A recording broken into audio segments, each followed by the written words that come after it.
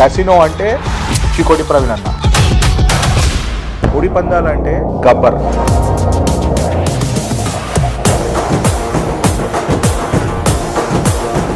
OS Bhupathi Raj Shivakumar Varma.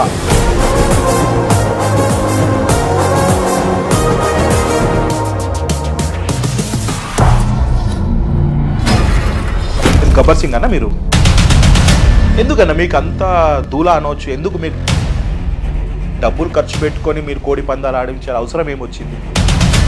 మీరు కోడి పందాలు ఆడిపించే వ్యక్తులకి ఐపీఎస్ ఆఫీసర్ లాంటి ఒక బ్యూరోక్రాట్స్కి మీకు ఎట్లా కనెక్షన్ ఇచ్చింది? ఇప్పుడు కోడి పందాలు అన్నది నేను 2022లో పెట్టాను. అలా నేను చేసి సర్వీస్ అనేది 12-13 సర్వీస్ ఎక్కడ మీకు పేరు రాలేదు? రాదుగా, ఎక్కడైనా వస్తుందా? మీరు ఇప్పుడు మంచి ఎక్కడ వస్తుంది? తెలంగాణలో కూడా నేను పెన్షన్స్ ఇస్తూ ఉంటా ఎవ్రీ మంత్. పెన్షన్ మీరు ఇస్తారు? నేను ఇస్తా, ఒక 5 years నుంచి నేను ఇస్తున్నాను. ఒక చిన్న ప్రైవేట్ కంపెనీలో నాన్న పని చేస్తే అమ్మగారు హౌస్ వైఫ్, ఇన్ని 100 కోట్లు ఎట్లా సంపాదించినారు? ఇంత లావిష్ లైఫ్ ఎట్లా మెయింటైన్ చేస్తున్నారు? పొలిటికల్గా ఏమన్నా పదవి ఉందంటారా మీకు? లేదు. మరి మీకు ఇప్పుడు నేను చూస్తుండగానే ఏపీ సీఎం పిఎల్ దగ్గర నుంచి ఫోన్లు, లేకపోతే మినిస్టర్ల దగ్గర నుంచి ఫోన్లు, ఇవన్నీ ఎలా వస్తున్నాయి మీకు? మీరు సామాన్యుడు వ్యక్తిగా. ఒక క్రికెట్ బుక్ ఇది ఇన్సిడెంట్ అయితే మీరు ఆ ప్రాబ్లమ్ని మీరు ఒక డిపార్ట్మెంట్ సంబంధించిన వ్యక్తులతో మీరు సార్ట్అవుట్ చేయలేదా? కేసులు మామూలేనండి, అదేదో కొట్టద్దంటాం అంతే. యాక్చువల్గా పోలీసులు కొట్టి రైటు లేదుగా, అందుకని వాళ్ళు వింటారు అంతేగా. కరెక్ట్. ఎగ్జాక్ట్లీ లాస్ట్ ఇయర్లో మీరు ఏ విధంగా మీరు ఒక మోయినాబాద్లో కోడి పందాలు ఆడుతూ ప్రముఖమైన ఒక ఎమ్మెల్సీ గారి పేరు, అసలు సంబంధం లేని ఎమ్మెల్సీ గారి పేరు రావడం, అది ఒకటి ఫామ్ హౌస్. అది పోచంపల్లి శ్రీనివాసరెడ్డి గారి తర్వాత తెలిసింది. మీ వల్ల పోచంపల్లి శ్రీనివాసరెడ్డి గారు అయితే ఇబ్బంది పడ్డాడు. అబ్బా, చాలా చాలా. మొన్న ఈ సంక్రాంతికి జరిగిన సంబరాల్లో హీరోయిన్స్, ఆమె హీరోయిన్ పేరు ఏంది? కిలాడి హీరోయిన్ పేరు డింపుల్ హైత్. మీతో పాటు సన్నిహితంగా అక్కడ మీరు కనపడ్డాము. ఇది ఏదో నెగిటివ్గా చూపిస్తే మీకు అక్కడికి ఏంటి సంబంధం అన్న?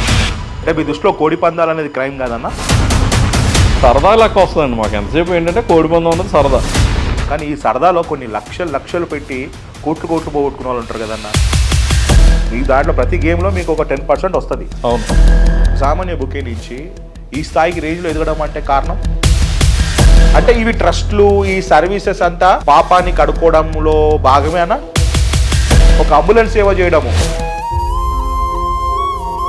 కోవిడ్ టైంలో కేటీఆర్ గారు కలిసి 10 లక్షలు చెక్ ఇవ్వడం. ఇప్పుడు మనం చేసి సర్వీసు మన మనస్ఫూర్తిగా ఉన్నా లేకపోయినా ఎక్కడి నుంచో తెచ్చి చేస్తాను నేను. ఉన్నా లేకపోయినా అది ఎక్కడి నుంచి వస్తుంది మాత్రం అది గుడ్ విల్తో ఏదైనా వస్తుందండి. గుడ్ విల్తో ఏదైనా అవుతుంది కదా. మీకు పొలిటికల్ డిజైర్ బాగా ఉందంట కదన్నా? ఉందండి, ఉంది. నాకు ఆశ్చర్యం అనిపించేది ఏంటంటే you're very active in TRS party. Telangana ఉన్నంతకాలం అసలు మీరు కేసీఆర్ గారిని, బీఆర్ఎస్ని అసలు ఎలా మర్చిపోతారు మీరు? మీరు ఆంధ్ర కేసీఆర్ గారిని హేట్ చేయాలి కదా. చరిత్రలో కొన్ని పేజీలు ఉంటాయి అన్నారు కదా, ఈ మాట కేసీఆర్ గారు కలిసి చెప్దాం అనుకున్నా. అలాంటిది బుక్కే రాయించి ఆయన పేరుని, కేసీఆర్ గారి పేరు. మరి అక్కడ ఆంధ్రకు వచ్చేసరికి ఉండి ఎమ్మెల్యే RRR గారితో ఇంత సన్నిహితం.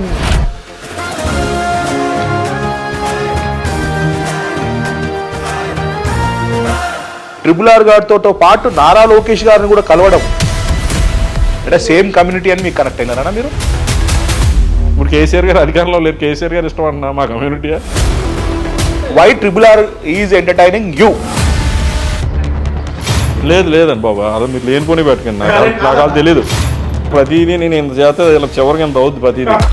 ప్రభాస్ గారు నవ్వుకున్నారు. సినిమా చూడక ముందే మీరు ఎట్లా సర్టిఫై చేస్తారన్న రాజాసాబ్? చూసారండి ఎలా ఉందని? బాగుందండి, చాలా మంచి ఆనందంగా హ్యాపీగానే చెప్తున్నారు. బాగుంది బాగా. చిన్నప్పుడు చిరంజీవి గారు దొంగ మూడు. కానీ ఇంకోటి ఏంటంటే అది ఆ మూవీ నేను 1.5 hours చూశాను, నిద్ర వచ్చి. అవునన్న కాదన్న, కోడి పందాల్లో 80% మా తెలంగాణ ప్రజలు మాత్రమే ఎక్కువ పాల్గొంటారు.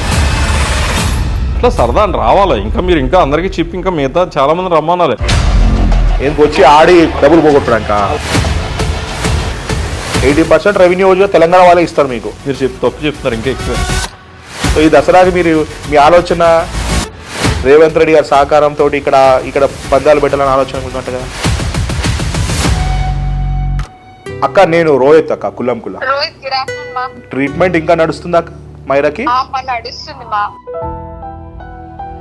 ఇంకో 4 years అన్నారు వాళ్ళు. మార్చ్ సంబంధించిన ఆ ట్రీట్మెంట్ ఏదైతే ఉందో అది నేను ప్రొవైడ్ చేస్తాను అక్క.